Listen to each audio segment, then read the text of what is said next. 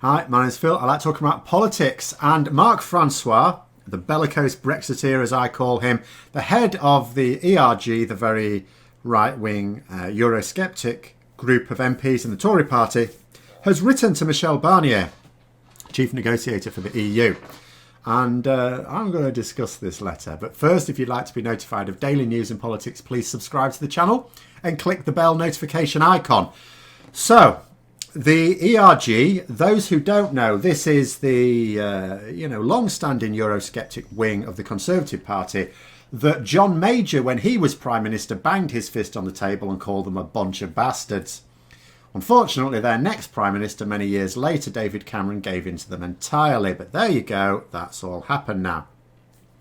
So this is the group that was headed up by Jacob Rees-Mogg. And then Steve Baker took over. He didn't last very long. Well, I say he didn't last. I mean, he resigned. He wasn't forced out. He obviously decided he couldn't be arsed with it. And then Marc Francois took over. And I'm thinking to myself, so I read the letter. I'll go through it. I'm thinking, why has he written this letter to Michel Barnier? Is it because he's a little bit sad that he's not really got much of a role at the moment? Because last year he was loving it. He got to stand up and make all these great speeches and points in the House. You know, when the Brexit wrangling was going on. And now that it's not, he hasn't really got anything to say. And people have forgotten who he is. And is it just to get himself back, in the public eye again? I don't know. It may be that. Other suggestions, people saying, are the ERG afraid that we aren't going to get a deal? Yes, they wanted us to leave the EU, but they didn't want us to leave without a deal at all, because that might damage the Brexit project and mean that we end up coming back within the EU fold quite quickly. I mean, I don't think that's the case, because if this was an attempt, it purports to be an attempt to break the impasse and to get a deal.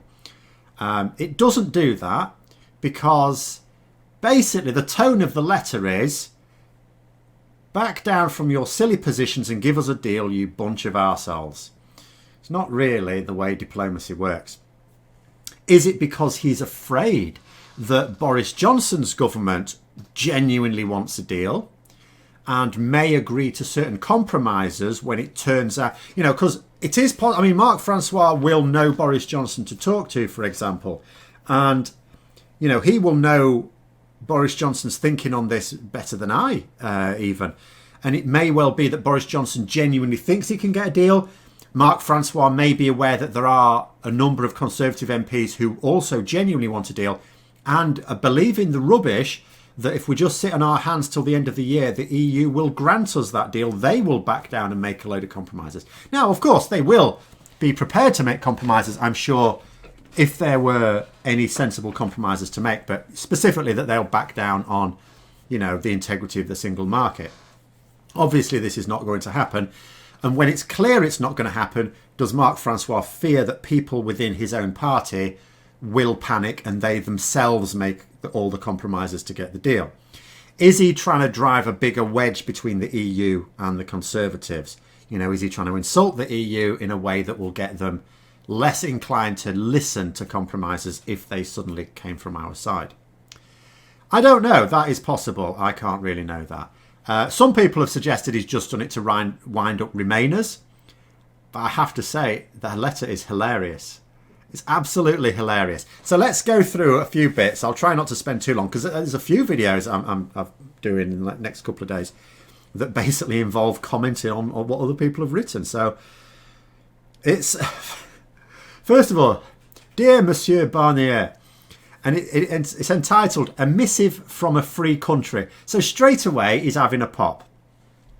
It says, I am writing to you in my capacity as the chairman of the European Research Group, ERG, the grouping of Eurosceptic Conservative MPs. It is possible that you may have heard of us. If I were Michel Barnier, I would have gone on Twitter immediately and just asked, who's Marc Francois?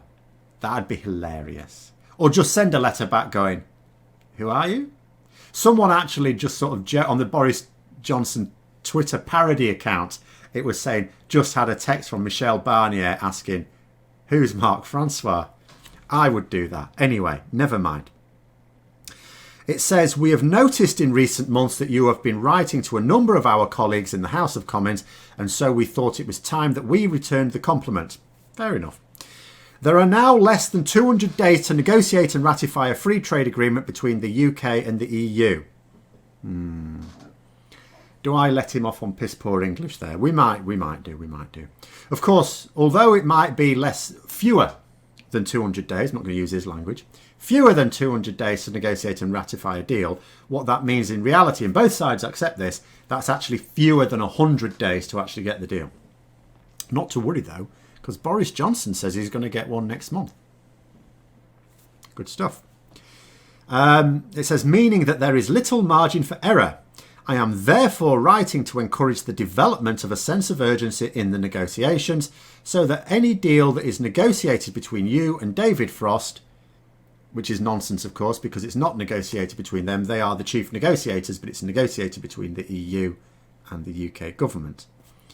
I'm sure he knew that. So that any deal that is negotiated between you and David Frost is able to pass through both the European Parliament and the House of Commons in good time. Oh, he doesn't seem to be aware that EU member states get a say in this. That's interesting.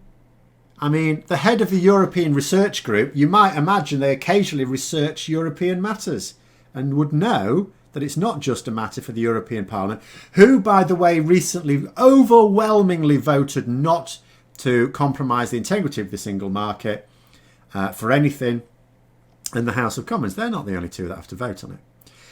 Then he says, the ERG has always believed that the ideal relationship between the UK and the EU is one of being firm friends.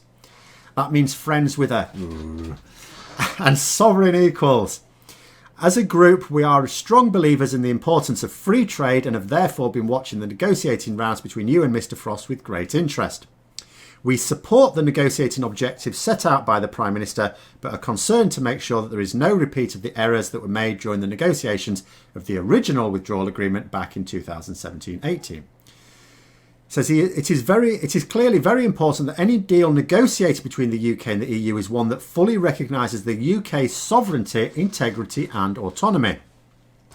We have, I mean, straight away, I have to keep pointing out, when you agree a deal, there's a certain amount of autonomy goes away, because the whole point of a deal is we will agree to these things in exchange for you agreeing to these things. Both sides lose, therefore, a measure of autonomy, because autonomy means isolation globally.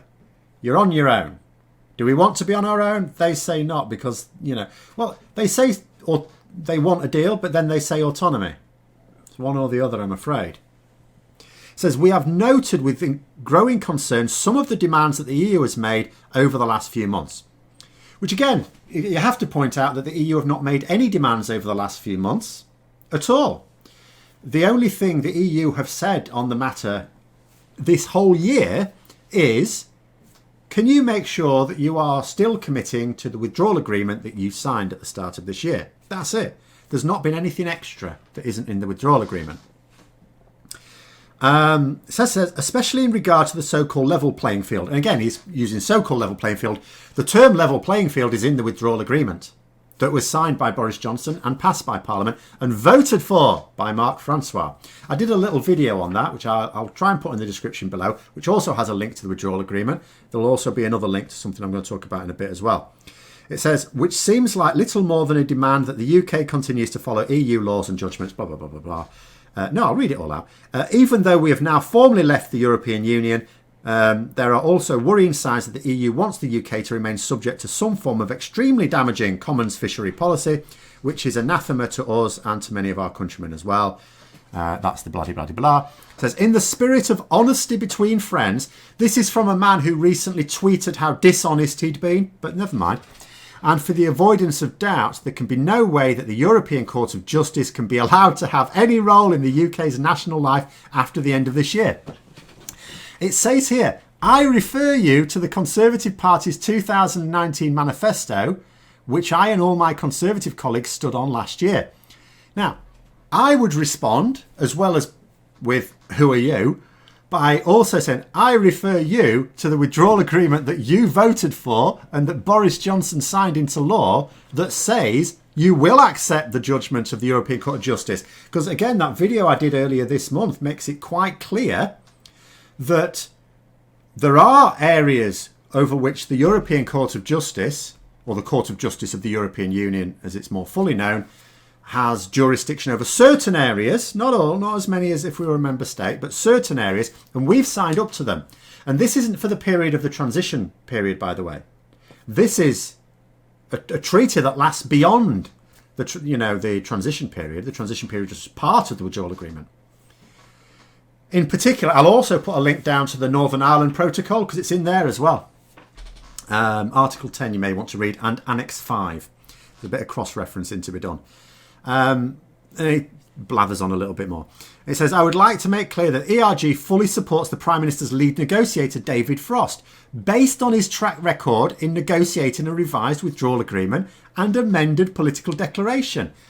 The political declaration and the withdrawal agreement, the political declaration is part of the withdrawal agreement, is says that we will be subject to the European Court of Justice beyond the end of the transition period. So on the one hand, he's saying he supports the work David Frost did in getting that withdrawal agreement, and he therefore supports that withdrawal agreement, but at the same time saying we won't accept the European Court of Justice interfering in anything. It's like, yeah, you will. You voted for it, and your Prime Minister signed it. And we assume you read it. I mean, I wasn't entirely sure Marc Francois had read the withdrawal agreement at the time, but he's written a letter to Michel Barnier, so, I mean, I didn't even know he could read. Apparently he can. Or maybe he just got someone else to do it. I don't know. He signed it himself, it appears. Then the end of it is, I hope that you find this letter and the points that I have set out above useful, and that it spurs you to change some of the unreasonable demands that the EU is currently making if you and your team are willing to accept that the United Kingdom will be a fully independent country at the end of this year, responsible for its own destiny but willing to trade equitably with its neighbours. I can see no reason why we won't be able to ratify a free trade deal with time to spare. I mean, here is the thing. He says, if you're willing to accept the United Kingdom will be fully independent means just that. The word independent by definition means apart from everything else. You know, when you are fully independent as a person, it means you're on your own. If you are fully independent as a nation, you're on your own. Absolutely on your own. And it's one or the other. And this is the point we need to keep making out. But yeah, I really don't know why he's written the letter. It's obvious. I mean, you can read it yourself. I'll put a link to a tweet where it was copied. It doesn't read like something that's actually trying to break an impasse. It doesn't come up with any proposals. It doesn't have any suggestions other than, like I said at the start, drop all your principles and give us a deal, you bunch of arseholes. That's basically what the letter says. And so it's not written for that purpose. It may be written to deliberately stir up tensions to stop Boris Johnson agreeing to compromises later in the year. But if that were the case, the timing, it seems a bit premature. I'm probably going to go with everyone else. It's probably intended to wind up Remainers, but in actual fact, I think we're just finding it hilarious. But it is what it is. There it is. Those are my thoughts on it. Let me know yours in the comments below. Hope you found the video interesting. If you did, don't forget to click the like button. And if you'd like to support the channel further, please also click the Patreon link for details. And until next time, I'll see you later.